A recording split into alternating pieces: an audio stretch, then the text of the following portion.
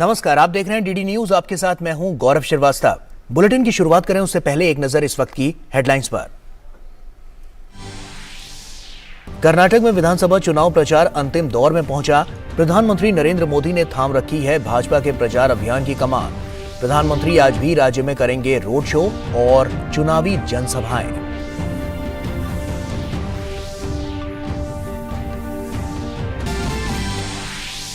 कर्नाटक में सभी राजनीतिक दलों ने झोंकी पूरी ताकत। केंद्रीय गृह मंत्री अमित शाह समेत भाजपा के तमाम दिग्गज आज राज्य में करेंगे चुनाव प्रचार। वहीं कांग्रेस की तरफ से राहुल और प्रियंका कर रहे हैं धुआंधार प्रचार। जेडीएस समेत अन्य दल भी मतदाताओं को लुभाने में नहीं छोड़ रहे हैं कोई कोर कसर।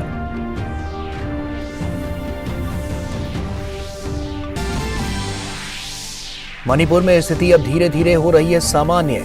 चूड़ाचांदपुर में आज सुबह 7 बजे से 10 बजे तक कर्फ्यू में आंशिक रूप से दी गई ढील।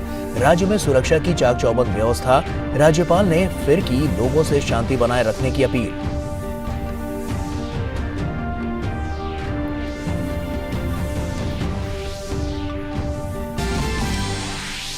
अंडर ग्रेजुएट मेडिकल पाठ्यक्रमों में प्रवेश के लिए आज मणिपुर को छोड़कर देश के 499 शहरों में राष्ट्रीय पात्रता प्रवेश परीक्षा नीट का आयोजन। देश के बाहर 14 शहरों में भी होगी परीक्षा।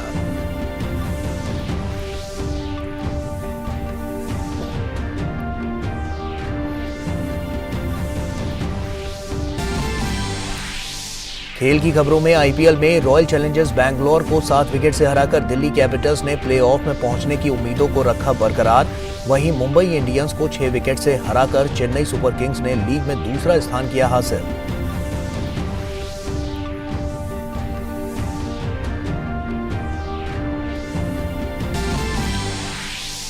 और रियल मैड्रिड ने 2014 के बाद पहली बार जीता कोपा डेल रे का खिताब। फाइनल में ओसासुना को 2-1 से हराया। रियल मैड्रिड के लिए रोड्रिगो ने किए दोनों गोल।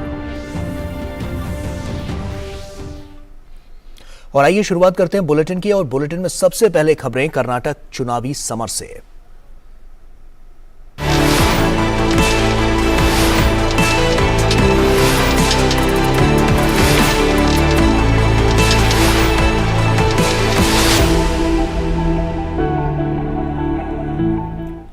कर्नाटक में विधानसभा चुनाव के लिए प्रचार अभियान अंतिम दौर में पहुंच चुका है। राजनीतिक दलों के नेता लगातार रैली और रोड शो कर रहे हैं।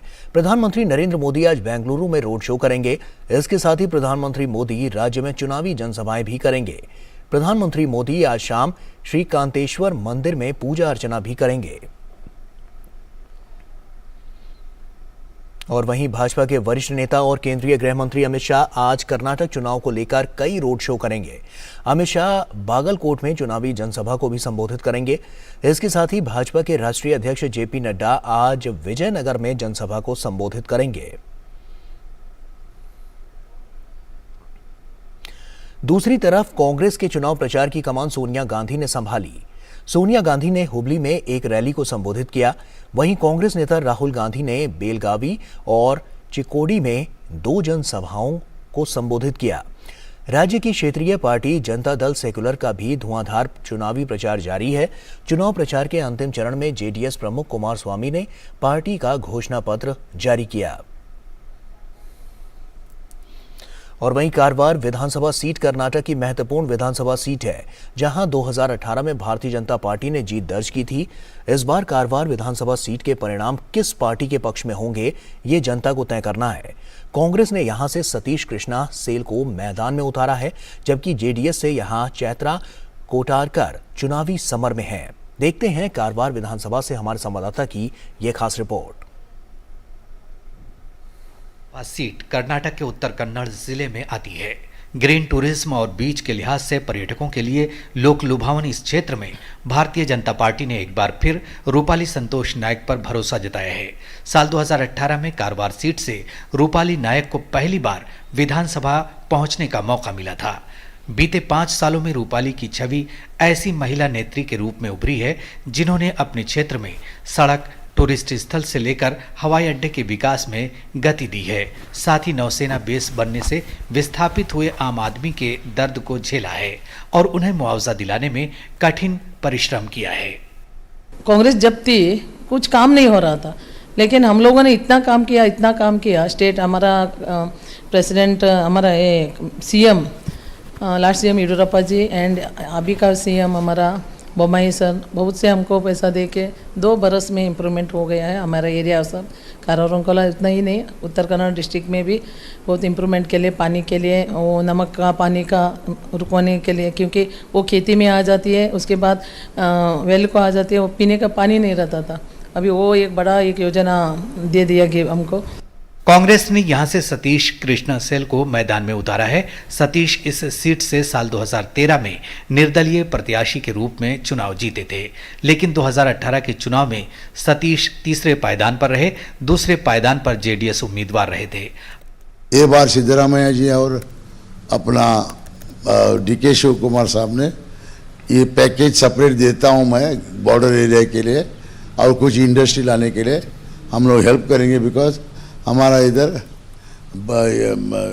ऑल वेदर पोर्ट भी है।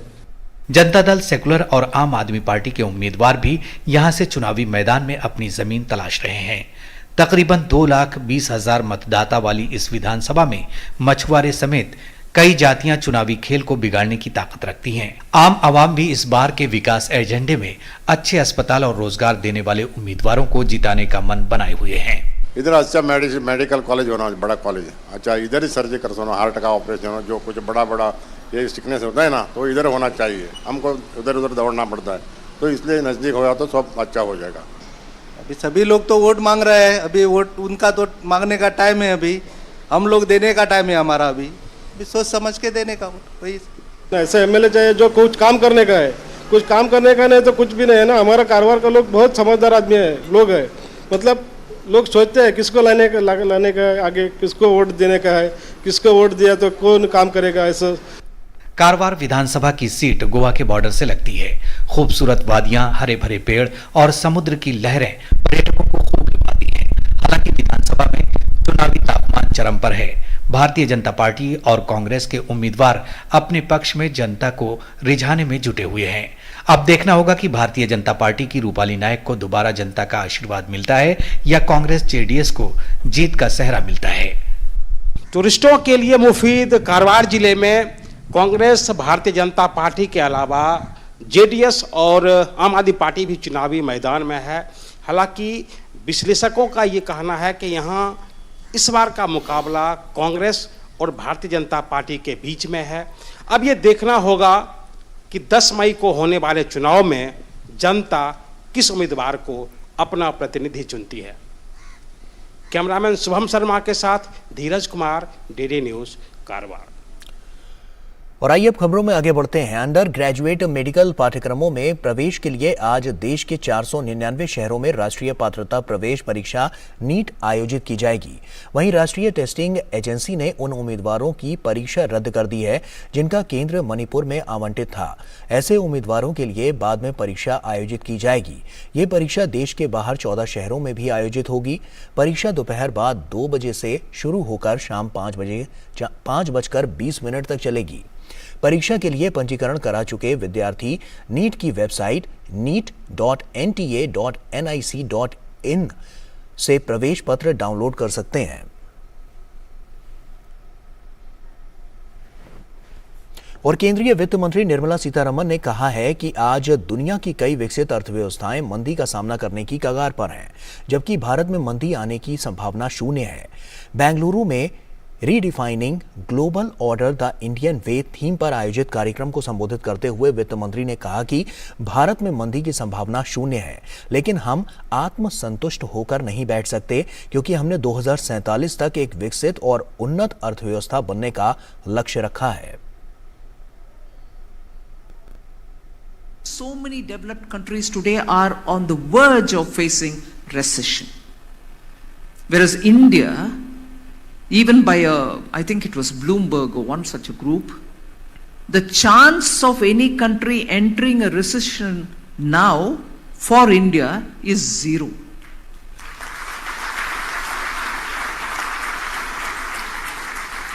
And if it is 0, can we just sit with complacency and say, all right, we are 0, no problem, we won't get into recession, we are all right? No, we can't. और वहीं दिल्ली विश्वविद्यालय के पुरुष छात्रावास में राहुल गांधी के आने के मामले से कैंपस का माहौल गर्मा गया है। राहुल गांधी के इस अचानक और अनाधिकृत दौरे पर डीयू प्रशासन ने चिंता जताई है। प्रशासन का कहना है कि उनके आने से हॉस्टल के आवासीय छात्रों को काफी दिक्कत हुई। वहीं भीड़ के प्रवेश करने से उत्पन्न हुई अराजकता से भी छात्र नाराज हुए। डीयू की प्रॉक्टर रजनी अब्बी ने आरोप लगाया है कि पूर्व सांसद ने यात्रा के लिए कोई अनुमति नहीं ली थी और उनके इस दौरे से छात्रों को परेशानी हुई और उन्हें खाना भी नहीं मिल पाया। उन्होंने आरोप लगाया है कि राहुल गांधी ने डीयू कैंपस यात्रा के दौरान सुरक्षा में सेंध लगाई क्योंकि उन्होंने किसी से अनुमति भी नहीं ली है। प्रॉक्टर ने कहा कि वो विश्वविद्यालय को राजनीतिक अखाड़ा नहीं बनाना चाहते।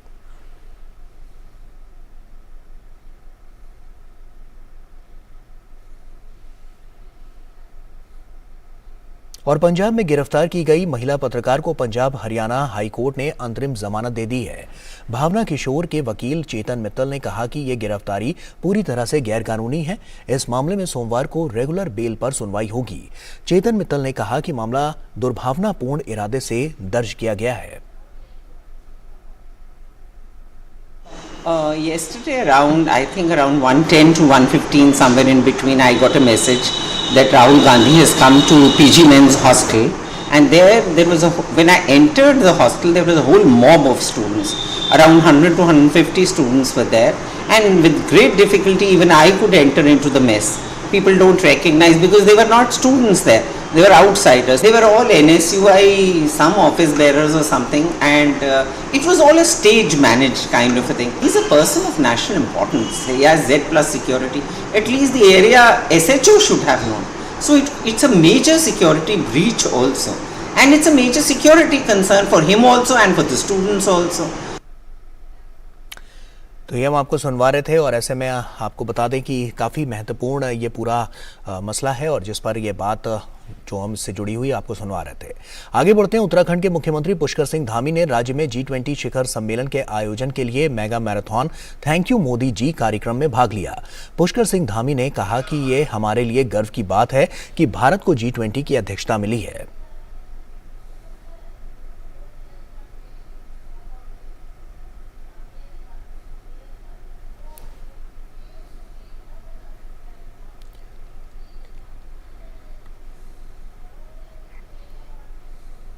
टाइम्स नाउ के एक सीनियर कॉरेस्पॉन्डेंट भावना किशोर, वो उसके खिलाफ और उनके ड्राइवर और एक कैमरामैन के खिलाफ लुधियाना पुलिस ने रजिस्टर की थी। रात को उन्होंने उनको अरेस्ट भी कर दिया साथ ही साथ। आज बड़ी मुश्किल के साथ हमें उसकी एफआईआर की कॉपी मिली। एफआईआर पढ़ने से हमें बिल्कुल कंफर्म हो गया कि ये पूरे मैलिफाइड इंटेंशन के साथ। तो सुना आपने कि क्या कुछ कहना था। काफी महत्वपूर्ण यह पूरा मसला और इस मसले पर लगातार हम आपको सुना रहे थे। हमारे लिए गौरव की बात है कि ऐसे समय में जब पूरी दुनिया आज कोरोना महामारी के बाद पूरी तरह से अव्यवस्थित हो गई और इस अव्यवस्था के दौर में भारत को G20 की अध्यक्षता हमारे देश के यशस्वी प्रधानमंत्री मोदी जी के नेतृत्व में हमको मिली है, यानी कि भारतवासी को मिली है। हर एक भारतवासी के लिए बहुत गर्व की बात है। और वहीं सूचना और प्रसारण मंत्रालय ने नेटफ्लिक्स के सहयोग से आजादी का अमृत महोत्सव समारोह को चिन्हित करने के लिए लघु वीडियो की दूसरी श्रृंखला तैयार की है। ये श्रृंखला भारत के उन स्वतंत्रता सेनानियों की कहानियों को प्रकाश में लाती है जिन्होंने 1857 के प्रथम स्वतंत्रता संग्राम के दौरान अपना बलिदान दिया था। इन फिल्मों को माननीय सूचना और प्रसारण मंत्री द्वारा नवंबर 2022 में 53वें इफ्फी महोत्सव के दौरान लॉन्च किया गया था। आज हम देखेंगे मंगल पांडे की वीरता की कहानी, जिन्होंने आजादी की पहली क्रांति में अंग्रेजों से लोहा लिया था। 1857 जब आजाद हिंदुस्तान के सपने ने जन्म लिया। आइए जाने उन वीरों के बारे में जिन्होंने स्वतंत्रता की नींव रखकर इतिहास रच दिया। बहुत समय पहले थे ईस्ट इंडिया कंपनी के एक जाबाज सिपाही, नाम था मंगल पांडे उनका। थी स्वतंत्रता संग्राम की आग जलाई। 22 वर्ष की आयु में ही हुए वो ब्रिटिश फौज में दाखिल। देख स्वार्थी अंग्रेजों को ठाना आजादी करनी है हासिल। दुख भर गया था हृदय में और मन में था गुस्सा। हिल गया ब्रिटिश राज जब हुआ ये महान किस्सा। जानवरों की चर्बी से निर्मित आई एक नई कारतूस सैनिकों की धार्मिक भावनाओं को पहुंची ठेस। देख अंग्रेजों की ये करतूत। विद्रोह का बिगुल बजा दिया मंगल ने, कारतूस को किया इनकार। हाजिर हुए देश की सेवा में और लगाई क्रांति की ललकार। क्रोधित हुए अंग्रेजी अफसर, दिया मंगल की वर्दी और हथियार छीनने का आदेश। उन्हें मौत के घाट उतार दिया मंगल ने और दिया हर भारतीय को ये संदेश, जागो, उठो, हे भारत माता ने पुकारा। देख ऐसा जुनून, राजा, रजवाड़े, सैनिक, मजदूर सब में भड़क उठा अंगारा। भयभीत ब्रिटिश सरकार ने चलाया मंगल पर मुकदमा कठोर। मिली सजा फांसी की, लेकिन अब हर जगह मच गया क्रांति का शोर। प्राण त्यागे मातृभूमि के लिए, एक अकेले थे वो हजारों अंग्रेजों पर भारी। मंगल पांडे के साहस की मिसाल से हमेशा जलती रहेगी देशभक्ति की चिंगारी। आशा है कि देशभक्ति से भरपूर ये कहानियां सभी भारतीयों के मन में जोश और उत्साह भर देंगी। आजादी की अमृत कहानियां, सूचना एवं प्रसारण मंत्रालय और नेटफ्लिक्स द्वारा प्रस्तुत। और आइए अब खबरों में आगे बढ़ते हैं। जमीनी स्तर पर अपने प्रयासों से सामाजिक बदलाव ला रहे देश के सामान्य जन, जिन्हें पद्म पुरस्कार प्रदान किया जा रहा है, ऐसे विशेष लोगों के बारे में हम और आप कम ही जानते हैं। इनके जीवन संघर्षों को देशवासियों तक पहुंचाने के लिए डीडी न्यूज ने शुरू की है विशेष श्रृंखला हमारे पद्म। आज हम आपको बता रहे हैं राजस्थान के मूलचंद लोढ़ा के बारे में, जिन्होंने समाज सेवा के लिए अपना पूरा जीवन समर्पित कर दिया। उन्होंने अपने गांव में नेत्र चिकित्सालय बनाया और 14,000 से अधिक आंखों के ऑपरेशन भी कराए। देखिए।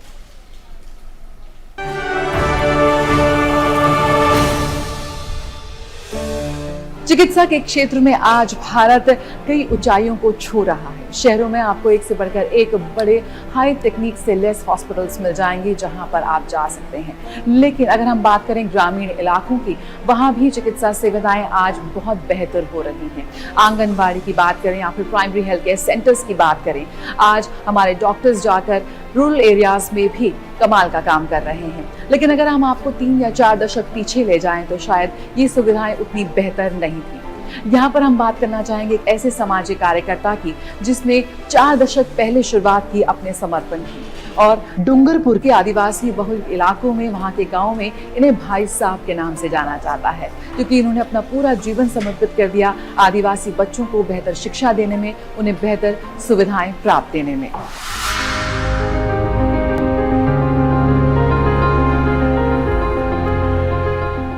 जो लोग देख नहीं सकते उनके नेत्र बन गए, जो पढ़ नहीं सकते उन्हें शिक्षा मुहैया कराई, जो बीमार हैं उन तक चिकित्सा पहुंचाई।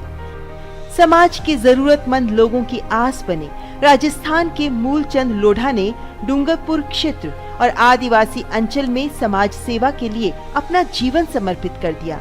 एक ऐसा सेवा भावी व्यक्तित्व जिसने अपने सेवा भाव से साल 2000 में जागरण जन सेवा मंडल की स्थापना कर 5 बच्चों के लिए छात्रावास के साथ शुरुआत की और सैकड़ों बच्चों के जीवन में शिक्षा की लौ जलाई।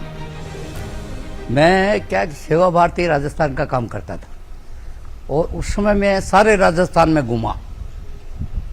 मैं जैसलमेर भी गया, धौलपुर भी गया, तो सारे राजस्थान में मैं घूमा। तो उस समय मुझे ऐसा लगा कि ये जो क्षेत्र है इसमें वास्तव में सेवा की आवश्यकता है। तो यहाँ जो सरपंच थे उन्होंने देखा कि भाई ये संस्था यहाँ आई मझौला में, तो उसके कारण मझौला में प्राथमिक विद्यालय हुआ, सड़क हुई, सामुदायिक भवन बना और ऐसे विकास के काम हुए। तो उनको लगा कि भाई ये संस्था के आने से ये काम हुआ है। तो आसपास के लोग हमको बुलाने लगे, कहने लगे हमारे गांव में काम चालू करो। 6 जून 2000 में हमने मझौला में संस्था की स्थापना की और कुछ कार्यकर्ता जुटे। धीरे धीरे कारवा बढ़ता गया। प्रारंभ में बड़ी कठिनाइयाँ थी यहाँ, और लोकल लोग जो है ये सोचते थे कि हमारी जमीन पे कब्जा कर रहे हैं।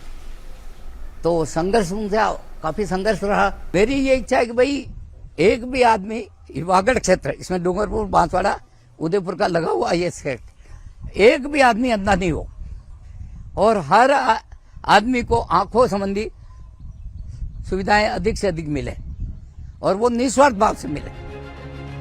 विनम्रता की मूर्ति, साधारण व्यक्तित्व के मालिक मूलचंद लोढ़ा को सम्मान के साथ भाई साहब बुलाया जाता है। 5 दशकों से शिक्षा और चिकित्सा के क्षेत्र में डूंगरपुर के वागदरी को अपने जीवन की नई प्रयोगशाला बनाकर सामाजिक जीवन में अनेक प्रयोग किए। स्कूल, अस्पताल और गेस्ट हाउस बनाए, जैविक खेती के नए प्रयोग किए। इस क्षेत्र के लोगों में आंखों की समस्या आम थी। उन्होंने मोतियाबिंद पर काम करते हुए वगदारी गांव में एक नेत्र चिकित्सालय बनाया, 350 कैंप लगाए, 14,000 से अधिक आंखों के ऑपरेशन कराए, 1.5 लाख लोगों की आंखों की जांच कर नए कीर्तिमान गढ़े। मूलचंद लोढ़ा जी जो पिछले 40 साल से इस ट्राइबल बेल्ट में काम कर रहे हैं, जहां पर वो हेल्थ की तो बहुत सारी समस्या होती है, आंखों की समस्या भी एक बहुत मेजर चैलेंज है एरिया में, और उस एरिया में काम करने में जो अप्रोच की डिफ़िकल्टी होती है उसको भी जो है आपको सुलझाना पड़ता है। आँखों का ऑपरेशन कराना, बड़े कैंप यहाँ पर लगाने पड़ सकते हैं, लाखों लोगों का ऑपरेशन उन्होंने करवाया हुआ है। दूसरा जो उनका फील्ड मैंने देखा है कि वो जो स्पेशली जो गर्ल्स हैं, जो लड़कियां हैं, उनके एजुकेशन में उन्होंने काम किया है। इससे जो है लोगों को पता चलना चाहिए कि डिफ़िकल्ट एरिया में, स्पेशली ट्राइबल बेल्ट्स में भी काम कर सकते हैं और वहाँ के लोगों की सेवा करना एक जो है जनता की सेवा, भारत देश की सेवा है। तो बहुत बहुत बधाई के पात्र हैं श्री मूलचंद लोढ़ा जी, और उनके पद्मश्री से नवाजे जाने पर मैं उनको मुबारकबाद देता हूँ। अपने जीवन को दूसरों के प्रति समर्पित करने की अनोखी मिसाल हैं मूलचंद लोढ़ा। वंचित वर्ग, आदिवासी, जरूरतमंद और निराश्रित सभी का जीवन संवारने में लगे हैं भाई साहब। सामाजिक कार्यकर्ता मूलचंद लोढ़ा को पद्मश्री पुरस्कार के लिए हार्दिक बधाई। और यहाँ वक्त एक छोटे से ब्रेक का हो गया है, जल्द लौटते हैं।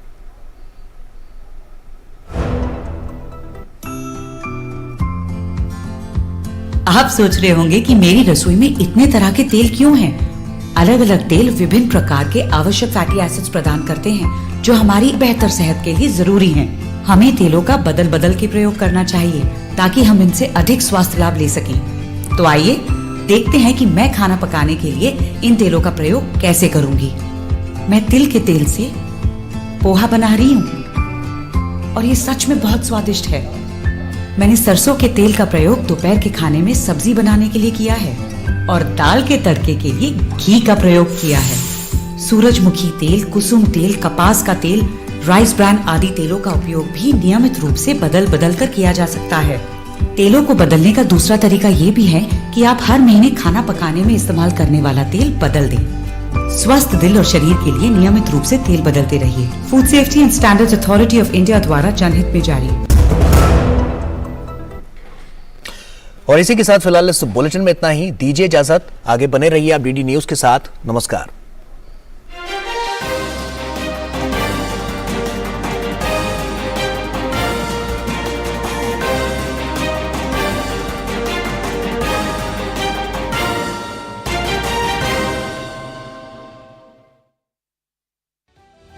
समाज की